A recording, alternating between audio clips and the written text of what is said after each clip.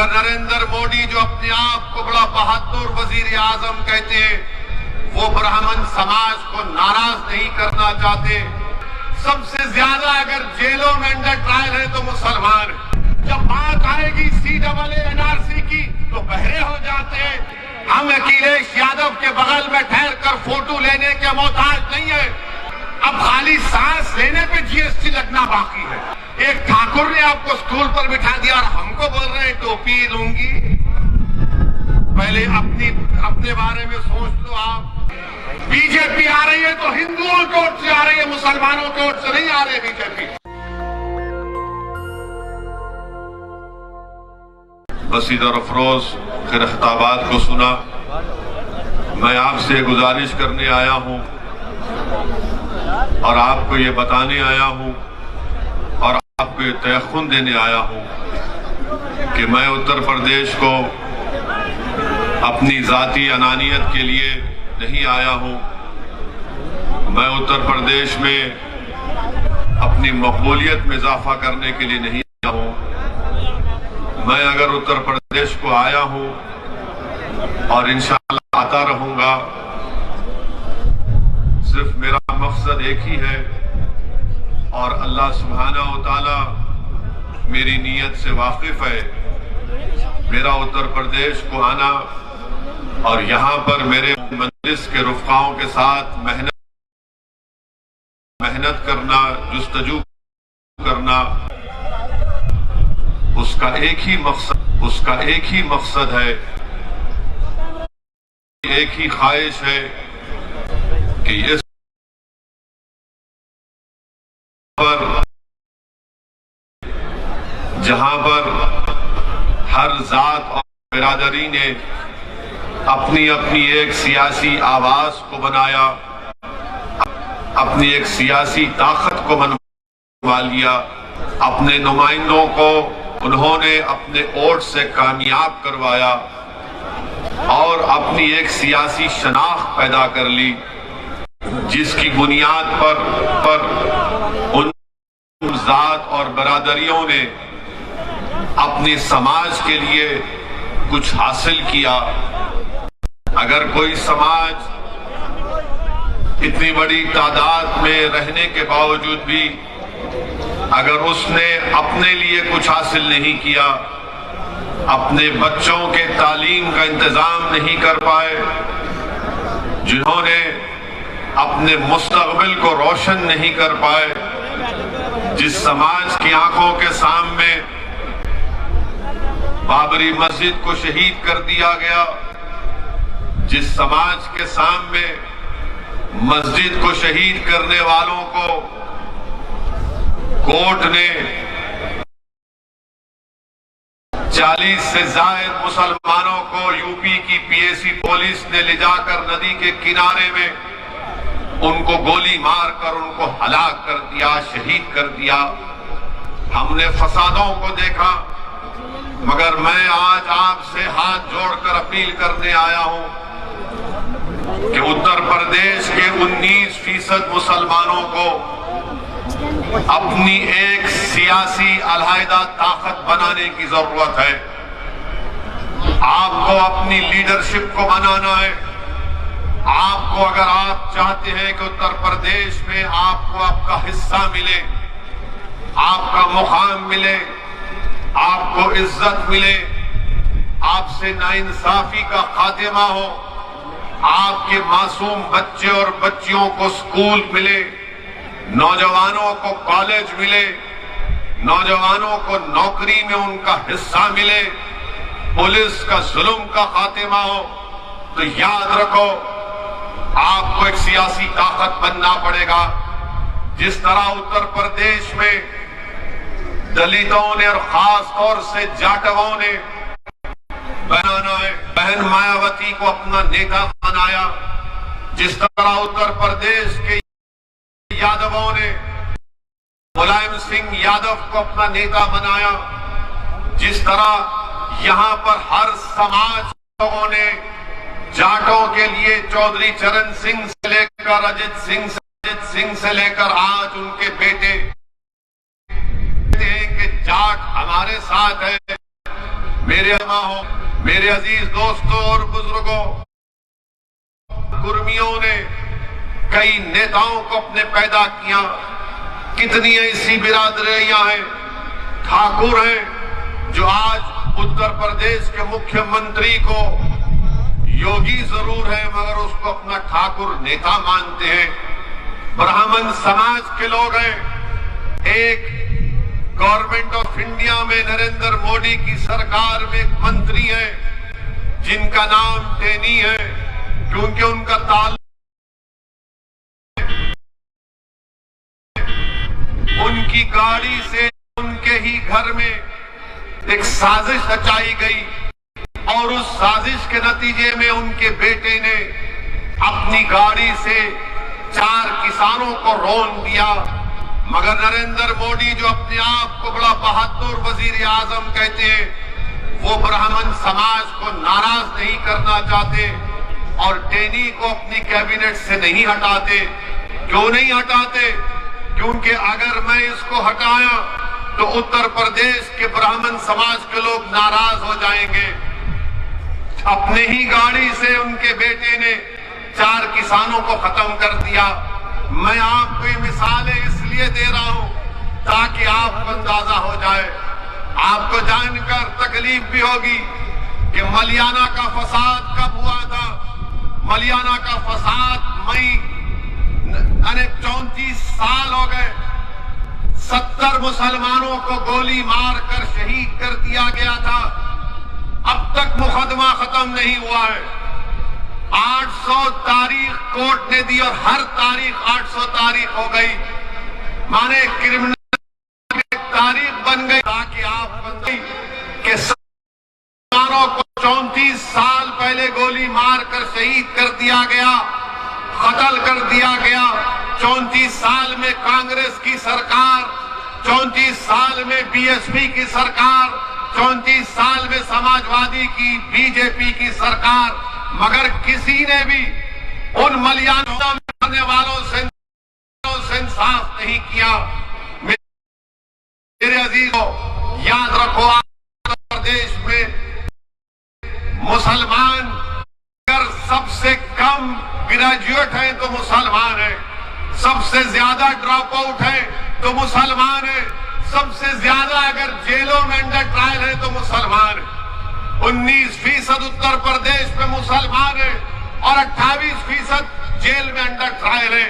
बताइए, इसके बावजूद भी आप अगर करवट नहीं लेंगे तो कब करवट लोगे मुसलमानों?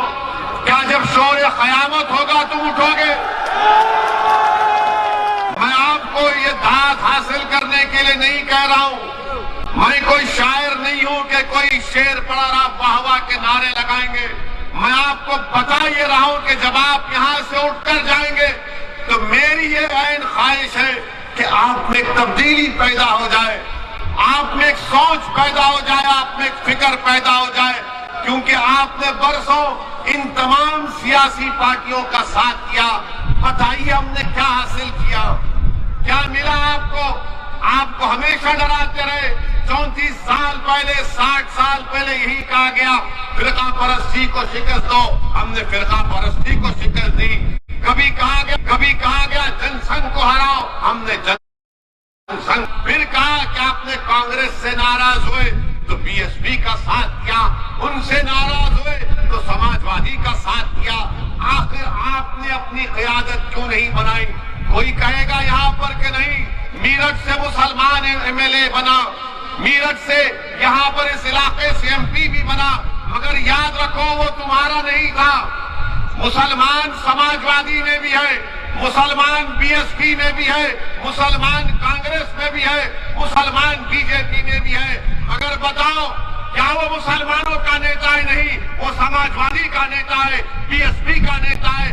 आपको अपना नेता पैदा करना पड़ेगा जिसको आप फख्र से कह सकें कि हाँ ये मेरा नेता है। आपने जिताया इनको, मगर वो चले गए बीएसपी में। आपने जिताया उनको, एमपी बने, इलेक्शन हार गए तो किसी और दूसरी पार्टी के चौखट पर चले गए। मैं आपको ये बताने आया हूं कि आप अपने वोट से अपने नेता को बना सकते हैं।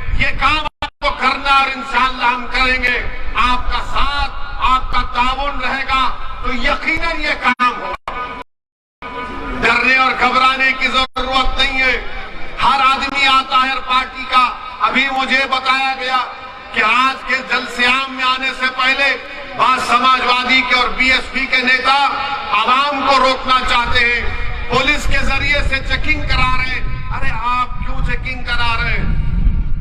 क्यों इस्तेमाल कर रहे हैं पुलिस को? समाजवादी बीएसपी के नेताओं, बताओ क्या तुम मुसलमानों के नेता हो या तुम समाजवादी बीएसपी के नेता हो? वोट का जब मामला तो आकर कहेंगे कि हमको वोट दे दो, वोट का जब मामला आएगा हमको वोट दे दो, मगर जब बात आएगी तो गूंगे बन जाते हैं। जब बात आएगी मुसलमानों से इंसाफ की तो अंधे बन जाते हैं। जब बात आएगी CAA NRC की तो बहरे हो जाते हैं। अरे सब चीज पर हम बोलते हैं और जब इलेक्शन का मामला आता तो बोलते नहीं। ओवैसी भाषण तो अच्छा देता मगर बीजेपी को हराना, बीजेपी को हराना जरूर है, मगर क्या हम हराएंगे बीजेपी को या फिर उत्तर प्रदेश का हमारा हिंदू भाई हराएगा? डेटा है, आदादोशुमार है कि पिछले 2019 के लोकसभा के चुनाव में 75% मुसलमानों ने बीएसपी और समाजवादी को वोट दिया। उसके बावजूद भी सिर्फ 15 लोकसभा की सीट पर कामयाब हुए। उत्तर प्रदेश बाकी सीट पर बीजेपी कामयाब हो गई। किसकी वजह से हुई? आपने दिया बीजेपी को वोट? क्या आप देंगे बीजेपी को वोट? क्या नहीं है कि दोबारा योगी इस प्रदेश ना बने? मगर ये कैसे होगा? क्या आपको यकीन नहीं है कि मजलिस बीजेपी को हरा नहीं सकती? यकीनन मजलिस बीजेपी को हरा सकती और हराएगी इंशाअल्लाह ताला।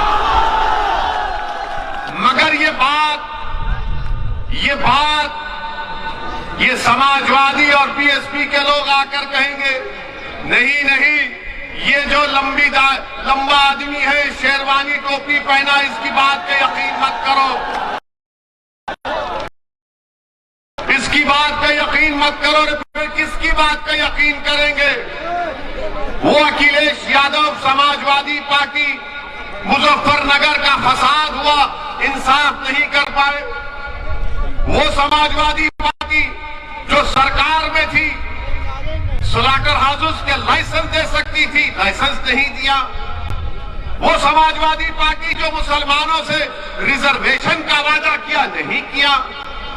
आप किसकी बात का भरोसा करेंगे? हाँ, मुसलमान जीत सकता जरूर है मगर आपका नेता नहीं बन सकता, आपका लीडर नहीं बन सकता। आपको अपना लीडर बनाना है। आपने सुना अभी कि हमारे भाई अतीक साहब गुजरात अहमदाबाद की जेल से अपना दर्द भरा पैगाम आप तक पहुंचा रहे। हमारी बहन अपने शौहर का दर्द भरा पैगाम आपको पढ़कर सुना रही है। क्या किया इन्होंने? अतीक साहब ने क्या क्या नहीं किया इनके लिए? बदनामगी मोल ली इनके लिए, सत्ता दिलाई इनको और उनको जेल में डाल दिया गया।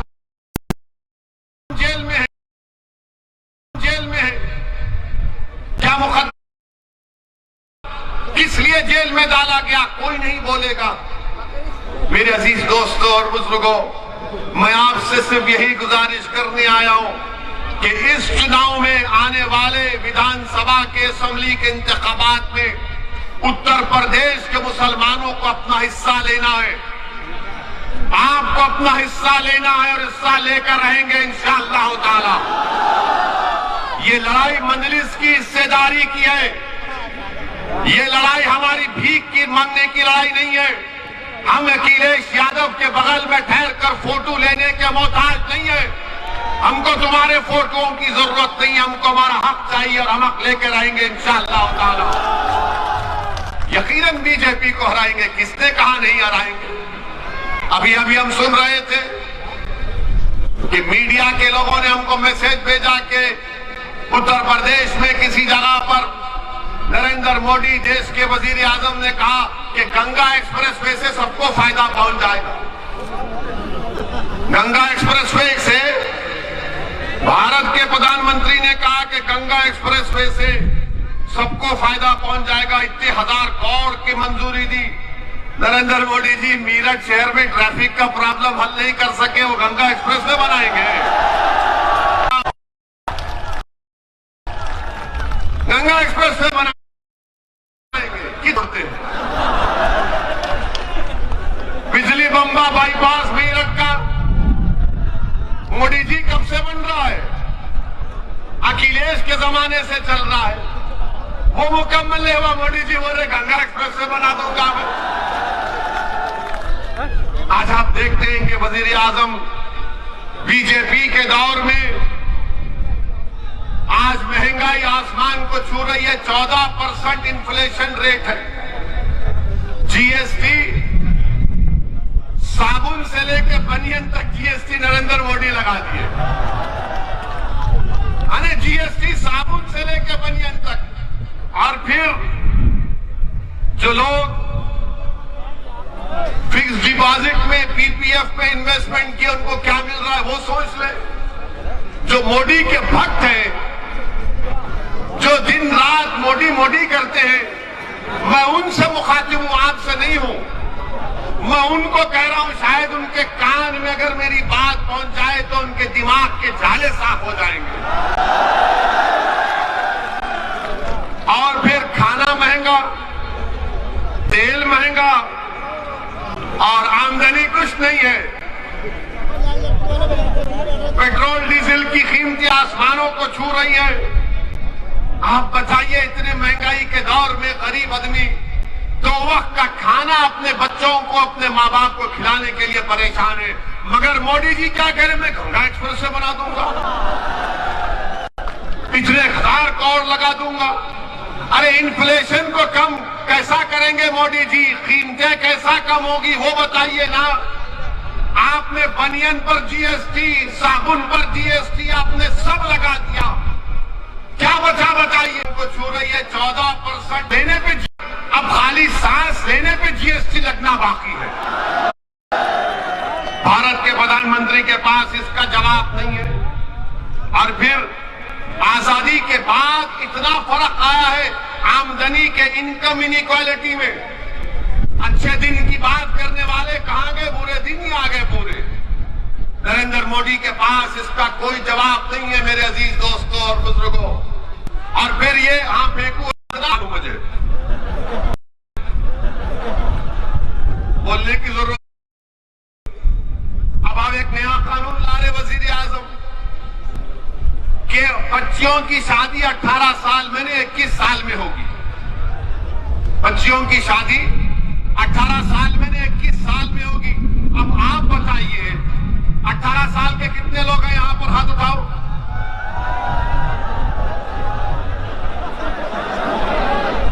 यानी अब आप वोट डालेंगे ना? आप अपने पसंद के विधायक को वोट डालेंगे ना?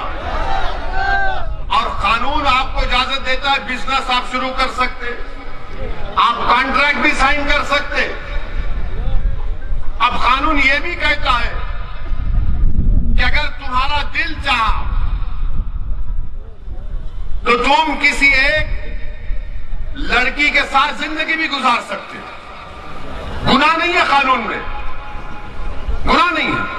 और कानून ये भी कहता है कि अगर तुम उससे ताल्लुकात पैदा करना चाहते हो, जिसका अंग्रेजी कह रहा हूं सेक्सुअल रिलेशनशिप, वो भी कर सकते। ये सब कर सकते, मगर मोदी जी बोले शादी नहीं कर सकते। हाय मोदी जी, आपको शादी से इतनी नफरत क्यों है?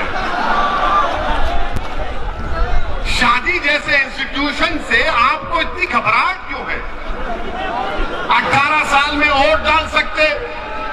18 साल, सुनिए, 18 साल में कोई ये तय करेगा कि देश का प्रधानमंत्री कौन होगा उसको मालूम, किसको मीरठ में वोट डालना उसको मालूम, किसको नहीं डालना उसको मालूम, किसको हराना उसको मालूम।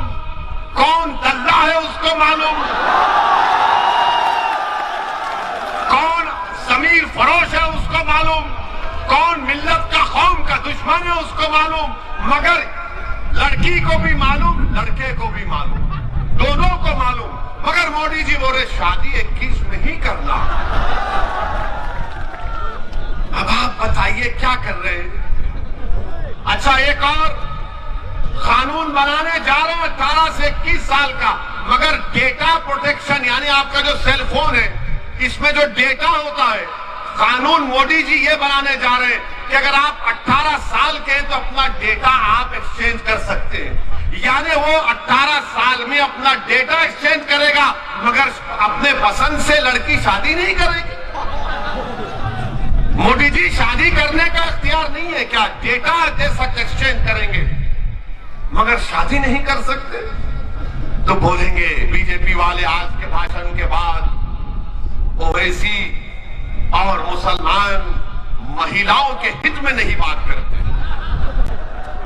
बोलेंगे ये आए मुसलमान और ओवैसी महिलाओं के हित में बात नहीं करते। मोदी जी आप अंकल कब से बन गए हम लोगों के? आप देखते होंगे कि किसी मोहल्ले में अंकल होता है, अंकल का काम कुछ नहीं होता, बैठे रहते खाली, चाय मारे चाय क्या मारे। अंकल बोलते वहां क्यों जा रहे तुम? अंकल हर चीज पूछते, क्या खाए, क्या पहना आज, इतनी रात देर से क्यों आए। अब ये अंकल कह रहे हैं कि शादी भी कब करना, क्या खाना तो शुरू हो चुका है, ये नहीं खाएंगे वो खाना चाहिए, ये इबादत करना चाहिए वो इबादत नहीं करना चाहिए। अब ये पूरे बीजेपी के लोग अब शुरू हो जाएंगे टीवी पर 6 बजे से देखना आप, हमारा भड़काऊ भाषण अब हो गया। अब बोलेंगे ओवैसी महिलाओं के औरतों पर जुल्म करता है। अरे पहले ये तो बताओ, पहले ये तो बताओ, जब 18 साल में लड़की वोट दे सकती है तो क्या उसको नहीं मालूम किससे शादी करना नहीं करना? और इस्लाम में जब तक बच्ची की रजामंदी नहीं है शादी नहीं होती, जब तक बच्ची राजी नहीं होती रजामंदी नहीं होती। मगर ये सिर्फ मुसलमानों का नहीं, पूरे देश के नौजवानों का मसला है। मेरा मानना यह कि 18 साल का नौजवान, चाहे वो लड़की हो या लड़का हो, मैं रोज इनसे सीखता हूं कई चीजें। वो मुझे बताते कि देखो ये टेक्नोलॉजी है, इस तरह से आप काम करो फायदा होगा। हम इनको बच्चा नहीं समझना चाहिए। अच्छा मोदी जी, आपकी सरकार ने इन लड़कियों के लिए, महिलाओं के लिए क्या किया आपने? तो बीजेपी वाले बोलेंगे मोदी जी ने बेटी बचाओ बेटी पढ़ाओ किया। इसमें बेटी बचाओ बेटी पढ़ाओ में क्या था? पार्लियामेंट की स्टैंडिंग कमेटी की रिपोर्ट ये कहती है कि 446 करोड़ इस बेटी बचाओ बेटी पढ़ाओ को दिया गया, जिसमें से माशाल्लाह नरेंद्र मोदी की सरकार ने मोदी की तस्वीर का ऐड देने के लिए 80% पैसे खाली मोदी की तस्वीर में खर्च किए। कि मोदी जी का ऐसा पोस्ट, कभी ऐसा हाथ रख रहे हैं, कभी वहां हाथ रख रहे हैं। यानी 446 करोड़ में मीडिया को इश्तिहार 79% चला गया। अच्छा फिर ये बोलेंगे नहीं ओवैसी महिलाओं के खिलाफ है। मैं महिलाओं के खिलाफ नहीं हूं। अगर हमारे घर का हाल आपको मालूम होता तो आप ये बात नहीं करते। हम यहां पर भड़काऊ भाषण दे सकते, घर में गए तो गूंगे हो जाते हैं अपने सामने, उनके सामने। अब आपको मालूम होगा कि महिलाओं का भारत में काम में, वर्क में, लेबर फोर्स में, वर्क पार्टिसिपेशन में 2005 में 26% महिला काम करती थी। मोदी जी 2020 में सिर्फ 16%। क्यों कम हुआ? क्यों कम हुआ? इसके पास इनका कोई जवाब नहीं है।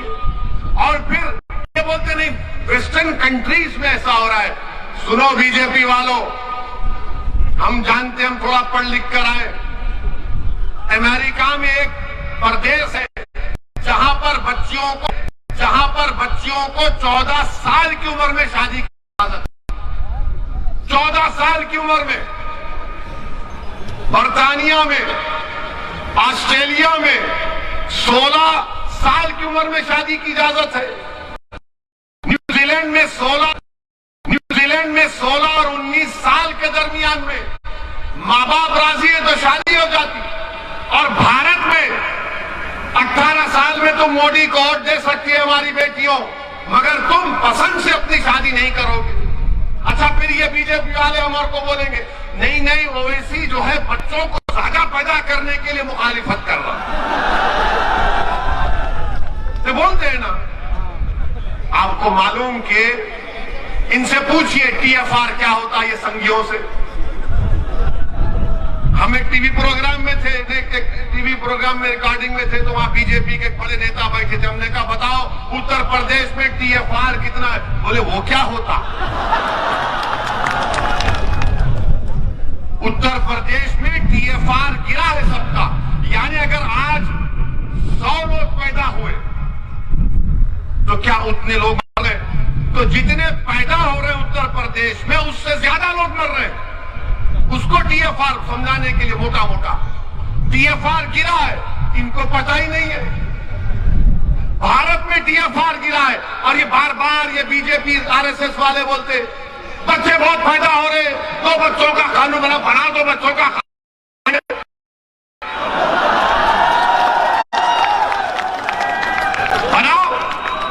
सुप्रीम कोर्ट में जाकर मोदी ने कहा सुप्रीम कोर्ट को कि माय लॉर्ड भारत में दो बीजेपी के कानून की जरूरत नहीं है। क्यों नहीं है?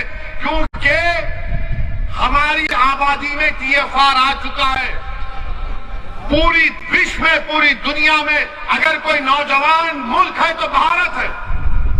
60% से कम और आबादी हमारे 40 साल से नीचे की है।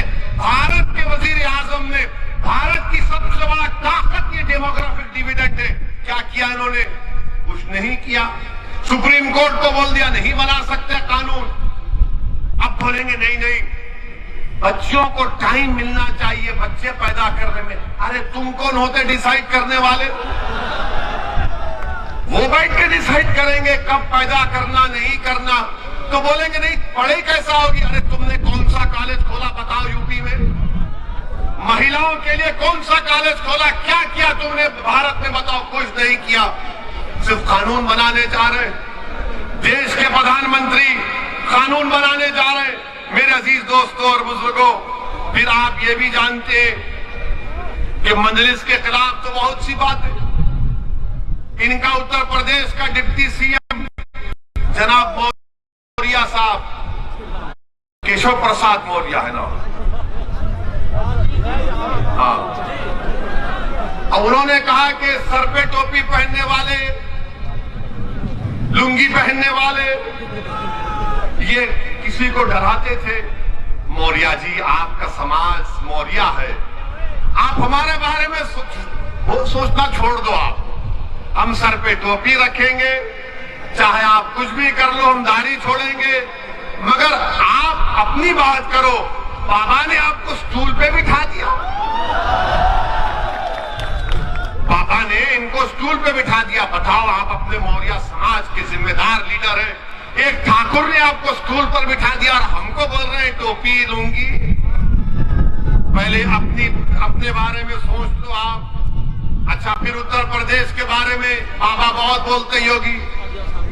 आपको मालूम होना चाहिए कि नीति आयोग, मोदी की नीति आयोग की रिपोर्ट कहती है कि मेरठ में 21% लोग गरीब हैं, जिसमें गरीब में खाने को खाना नहीं है, स्कूल के लिए फीस नहीं है। ये नीति आयोग की रिपोर्ट है। अब कौन सा काम उत्तर प्रदेश में हो रहा है? अच्छा, फिर नरेंद्र मोदी बोलते सबका साथ, सबका विकास, सबका विश्वास। बनारस गए तो अपने भाषण में नरेंद्र मोदी ने औरंगजेब और शिवाजी का नाम ले लिया। आपने सुना ना कि क्या कहा? शिवाजी का नाम लिया। मोदी जी, क्या आप जानते शिवाजी की तारीख को? पूछो इन संघ परिवार के लोगों से, क्या तुम जानते शिवाजी की तारीख को? ये बोलेंगे शिवाजी मुसलमानों का खिलाफ था। नहीं था शिवाजी दीवाने। शिवाजी मुसलमानों का खिलाफ नहीं था। शिवाजी, पूछो इन बीजेपी वालों से कि शिवाजी की नेवी का चीफ कौन था, उसके बहरिया का। शिवाजी के तोप का चीफ कौन था? शिवाजी के साथ आगरा के किला में कौन था? शिवाजी जब आगरा के किला से भाग रहे थे तो कौन मुसलमान जिसका बेटा मुगलों ने उसको किडनैप कर लिया, अपनी जान दे दिया, ये पूरे के पूरे मुसलमान थे शिवाजी के साथ। मगर नरेंद्र मोदी बोलेंगे शिवाजी, नरेंद्र मोदी आप शिवाजी को जाने नहीं।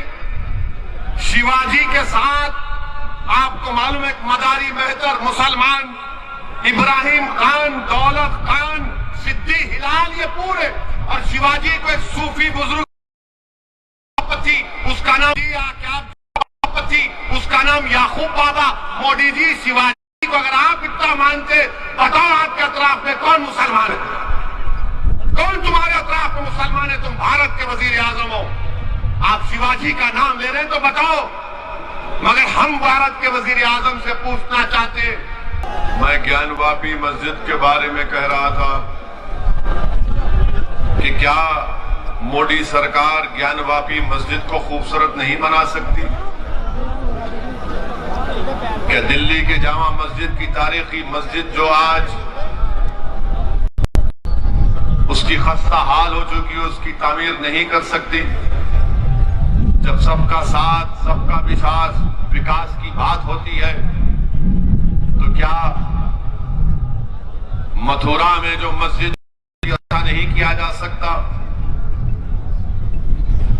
क्या अजमेर की दरगाह को खूबसूरत नहीं बनाया जा सकता? मेरे अजीज दोस्तों और बुजुर्गों, ये भारत के वजीर आजम की पॉलिसी है। सबका विश्वास, सबका विकास की बात करते हैं, सिर्फ ज़बानी खर्च करते हैं, इनके पास कुछ नहीं है। आज उत्तर प्रदेश में लॉ एंड ऑर्डर नाम की चीज नहीं है। यही मीरठ में मजलिस इत्तेहादुल मुस्लिमीन के रुकने बल्दिया जुबैर अंसारी को गोली मारकर उनको हलाक कर दिया गया। महीने से 4 महीने से ज्यादा हो गया और बीजेपी की सरकार और मीरठ की पुलिस कातिल को नहीं पकड़ सकी। क्यों नहीं पकड़ सकी? क्योंकि जुबैर अंसारी को जिन्होंने कत्ल किया, पुलिस और हुकूमत जानती है कि किसने जुबैर अंसारी को मारा। उत्तर प्रदेश में लॉ एंड ऑर्डर नाम की कोई चीज बाकी नहीं रही। मेरे अजीज दोस्तों और बुजुर्गों, आज आपके पास, जैसा कि शौकत साहब ने कहा कि मुर्गी काटने पर मुकदमा, अब हर चीज पर मुकदमा। 20 दिसंबर 2019 को एनआरसी के खिलाफ एहतजाज हुआ, 5 लोगों पर गोली कर दिया गया, 26 लोगों पर एनएसए लगाया गया। हमारे अंसारी बिरादरी के लोग अपने पावरलूम इंडस्ट्री के लिए एक फ्लैट रेट की बात कर रहे हैं तो सरकार नहीं करना चाहती। आम रिटर्निंग लाइसेंस नहीं दिया जाता। और फिर सबसे बड़ी बात यह है कि अमित शाह ने 2012 में मीरठ को आकर ये वादा किया था यहाँ के वकीलों से कि मीरठ में हाई कोर्ट की ब्रांच डाली जाएगी, बेंच डाला जाएगा। उसका भी वादा नहीं पूरा कर सके। बताइए आप, रुककर मीरठ में अमित शाह ने कहा था 2017 में कि यहां पर मीरठ में हाई कोर्ट की एक बेंच डाली जाएगी, वो भूल गए। हर एतबार से बीजेपी ने जो 5 साल का मौका उत्तर प्रदेश की जनता ने उनको दिया, वो उसमें ना। मेरे अजीज दोस्तों और बुजुर्गों, मेरी आपसे गुजारिश है कि डरने और घबराने की जरूरत नहीं है। लोग आकर कहते रहेंगे कि वोट डालना है, यकीनन डालिए वोट, मगर आपको अब की बार अपनी पार्टी मजलिस इत्तेहादुल मुस्लिमीन अंसारी कामयाब करना है। आपको हिम्मत से और हौसले के साथ मजलिस के उम्मीदवारों को कामयाब करना है। याद रखिए कि भारत हो या उत्तर प्रदेश हो, हम अपने मुल्क की जमहूरियत को उसी वक्त मजबूत करेंगे जब हम अपनी अलहदा सियासी लीडरशिप को पैदा करेंगे। मुसलमानों की आवाज भारत की संसद में, उत्तर प्रदेश की विधानसभा में उठनी चाहिए। जब तक आप अपने मसाइल को नहीं उठाएंगे, बताइए, शिकायत मुझे आपसे कि अल्ताफ को मार दिया गया कासगंज में, फैसल को मार दिया गया उन्नाव में, जुबैर अंसारी को गोली मार दी गई। बताइए ये जुल्म का खात्मा कब होगा? ये नाइंसाफियों का खात्मा उस वक्त होगा जब आप मुत्तहिद होकर अपनी एक सियासी ताकत को बनाएंगे। हाँ, मैं जानता हूं उत्तर प्रदेश में आए दिन कोई ना कोई वाकया मुसलमानों पर जुल्म किया जाता है, मगर मेरे अजीज दोस्तों और बुजुर्गों, याद रखो कि मक्का की सरजमीन है, मक्का की सरजमीन है, बिलाल हबशी है, और हजरत बिलाल उमैया बिन खल्फ के गुलाम है, और हजरत यासिर बिन अम्मार को कोड़े मारे जा रहे हैं। उमैया बिन खल्फ यासिर बिन अम्मार रज़ी अल्लाह तआला अन्हु को कोड़े मारता है, थक जाता है। अबू जहल मारता है, थक जाता है। अबू लहब मारता है, थक जाता है। और फिर उमैया बिन खल्फ हजरत बिलाल हबशी से कहता है कि बिलाल अब तुम मारो, तुम ताकतवर हो। हजरत बिलाल परेशान है, इस्लाम कबूल कर चुके हैं। हजरत अम्मार के करीब जाते हैं तो हजरत अम्मार कहते हैं कि बिलाल आप भी मुझे 2-3 कोड़े मार दीजिए, मगर ये मत कहिए कि आपने इस्लाम को कबूल कर लिया, मार लो मुझे भी 2-3 कोड़े तुम। उमैया बिन खल्फ जो उनका जिन्होंने हजरत बिलाल को खरीदा था, वो पुकार कर कहता है बिलाल मारो इसको। हजरत बिलाल हजरत अम्मार बिन यासिर की तरफ देखते, अबू लहब की तरफ देखते, हजरत अम्मार बिन यासिर की तरफ देखते, उमैया बिन खल्फ की तरफ देखते, हजरत यासिर बिन अम्मार की तरफ हजरत बिलाल देखते, और अबू जहल की तरफ देखते हैं, और पुकार कर कहते कि सुनो यासिर बिन अम्मार, जब तुम उस अल्लाह वहदहू ला शरीक को मानने वाले हो, जब तुम रसूलुल्लाह सल्लल्लाहु अलैहि वसल्लम के गुलामी का ऐलान कर चुके, तो जब तुम अल्लाह के दीन के लिए कोड़े खा सकते हो तो बिलाल भी तुम्हारे लिए कोड़े खाएगा। और पुकार कर उमैया बिन खल्फ को कहते हैं कि अकेला यासिर बिन अम्मार कोड़े नहीं खाएगा, बिलाल भी कोड़े खाएगा और तुम्हारी मुसीबत का मुकाबला करेगा। मेरे अजीज दोस्तों और बुजुर्गों, कभी भी हालात से मायूस मत हो। अल्लाह कुरान में फरमाता ला तक़नतू मिन रहमतिल्लाह, कि अल्लाह की रहमत से मायूस मत हो। हजरत बिलाल को कैसी तकलीफ दी जाती थी मक्के की सरजमीन पर, रेत पर लिटाकर गरम गरम पत्थर हजरत बिलाल की पीठ पर रख दिए जाते। रसूलुल्लाह सल्लल्लाहु अलैहि वसल्लम ने जब हजरत बिलाल की तकलीफ देखी तो आंख में आंसू आ गए रहमतुल्लिल आलमीन के, और दुआ की या अल्लाह हजरत बिलाल के पर कुछ आजाद कर दे इस तकलीफ से। सिद्दीक अकबर कहते और रसूलुल्लाह सल्लल्लाहु अलैहि वसल्लम की आंख में आंसू देखकर कहते कि या रसूलुल्लाह आपकी आंख में आंसू कैसे हैं? तो रसूलुल्लाह सल्लल्लाहु अलैहि वसल्लम फरमाते हैं कि मैं बिलाल की तकलीफ को बर्दाश्त नहीं कर सकता, कि है कि जो बिलाल को खरीद कर आजाद कर दे। सिद्दीक अकबर जाते हैं, हजरत अब्बास से कहते हैं जो इस वक्त तक इस्लाम नहीं कबूल किए, उनसे कहते हैं कि जाओ उमैया बिन खल्फ से बात करो कि उसको आजाद करें और क्या कीमत होगी हम दे देंगे। उमैया बिन खल्फ राजी नहीं होता। सिद्दीक अकबर जब आकर कहते हैं कि मैं खरीदना चाहता हूं, आजाद करना चाहता हूं हजरत बिलाल को, तो जालिम उमैया बिन खल्फ कहता है कि मैंने 50 दिनार में हजरत बिलाल को खरीदा, 1000 दिनार देना पड़ेगा, और तुम्हारे पास जो दो रूमी गुलाम है उसको भी देना पड़ेगा। सिद्दीक अकबर राजी होते हैं। हजरत बिलाल को जब उठाते तो हजरत बिलाल, सीरत की किताबों में आया कि हजरत बिलाल जिस तरह हम सजदे में होते हैं उस तरह सजदे में गिरे हुए, और जिस्म पर गरम गरम पत्थर लगे हुए और खून बह रहा है। सिद्दीक अकबर हजरत बिलाल को उठाते, अपने घर को लेकर जाते, उनकी सफाई करते हैं, कपड़े पहनाते, और उनसे कहते हैं कि चलो। हजरत बिलाल रोना शुरू कर देते हैं। उन्होंने जिंदगी में अपने बाप की मोहब्बत नहीं देखी थी हजरत बिलाल ने।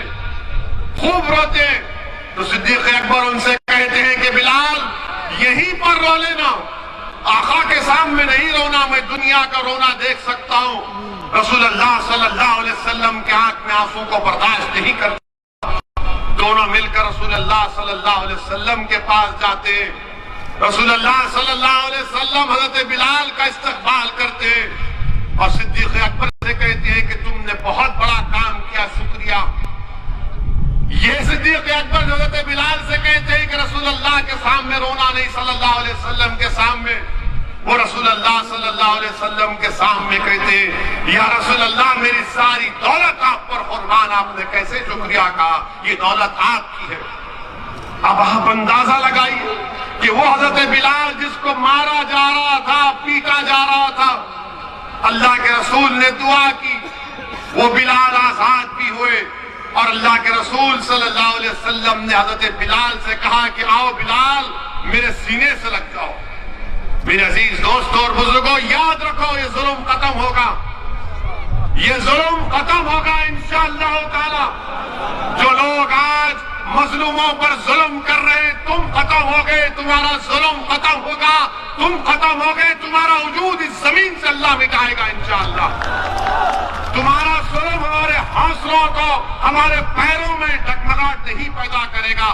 तुम जितना जुल्म करोगे हमारे हौसले बढ़ते जाएंगे, तुम जितना दबाओगे उतना उठेंगे इंशाअल्लाह ताला।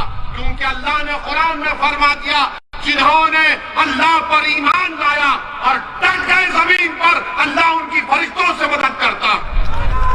तो तुम डट जाओ जमीन पर, तुम डट जाओ जमीन पर, हिम्मत मत हारो।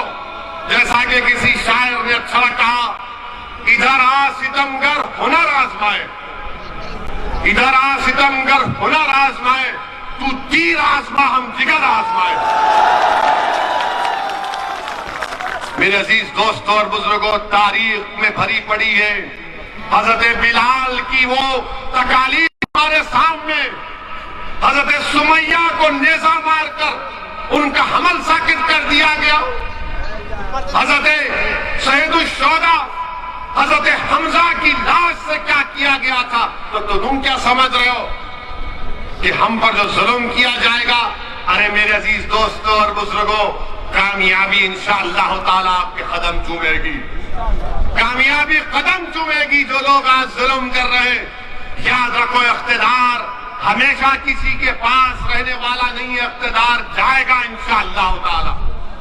जो लोग आज जुल्म कर रहे हैं ताकत के बलबूते पर, इख्तिदार के नशे में आकर, कल तुम्हारे पास इख्तिदार नहीं होगा, कल तुम्हारे पास इख्तिदार नहीं होगा। और मेरे अजीज दोस्तों, नौजवानों, हमेशा आपसे कह रहा हूं कि अपने दिल पर भरोसा करो, दिमाग पर मत करो। दिमाग तुमको डराएगा। जब हजरत बिलाल को उमैया बिन खलफ ने कहा कि लो घोड़ा लेकर मारो, तो हजरत बिलाल की नीयत साफ थी। वो देख रहे थे कि अगर मैं नहीं मारूंगा तो आग में डाला जाऊंगा, मुझे मारा जाएगा। मगर दुनिया ने देख लिया कि हजरत बिलाल ने सच्चाई का साथ दिया, हजरत बिलाल ने अपने दिल को माना और सच्चाई का हक का साथ दिया। तो वो उरूज पर पहुंचे। कौन से उरूज पर?